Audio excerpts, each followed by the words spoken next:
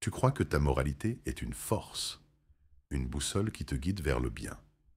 Et si c'était ton plus grand handicap, si tout ce qu'on t'a appris sur le bien et le mal était un piège élaboré pour te maintenir docile, prévisible, contrôlable, je vais te révéler la vérité que les puissants ont toujours comprise. La morale n'est pas un code universel, c'est une arme, un outil de contrôle social inventé par les faibles pour limiter les forts. Nietzsche l'avait vu avec une clarté effrayante. Sa morale d'esclave. Les masses médiocres créent des valeurs comme l'humilité, l'altruisme, l'obéissance. Pourquoi? Pour handicaper ceux qui osent vouloir plus, pour les faire culpabiliser de leur propre puissance. Regarde l'histoire. Les grands bâtisseurs d'empires, les visionnaires, les conquérants. Ils n'étaient pas moraux, ils étaient efficaces. Machiavel ne disait-il pas qu'un prince doit apprendre à ne pas être bon? Prends César traversant le Rubicon. Un acte illégal, immoral même, mais nécessaire pour le pouvoir. Il a choisi la puissance sur la vertu.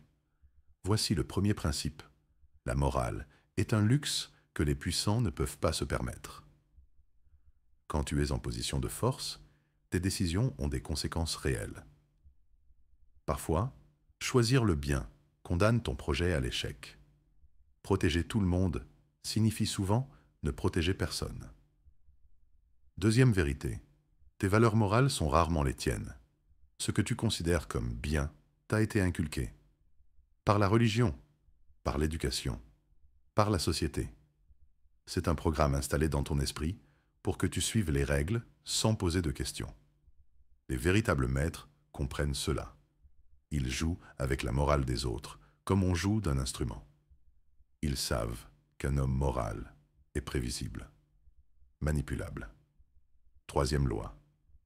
Le pouvoir requiert la capacité de transgresser, pas par méchanceté, par nécessité stratégique. Savoir quand rompre une promesse, quand montrer les dents, quand sacrifier un pion pour gagner la partie. C'est la différence entre l'idéaliste et le stratège. L'idéaliste meurt pour ses principes. Le stratège utilise les principes comme arme. Alors que faire? Commence par ceci. Observe tes propres jugements moraux. Demande-toi, cette règle me sert-elle? Ou sert-elle quelqu'un d'autre? Arrête de chercher à être bon. Cherche à être efficace, puissant, libre. La véritable force ne vient pas de suivre des règles. Elle vient de la capacité à créer les tiennes. Tu as deux choix devant toi.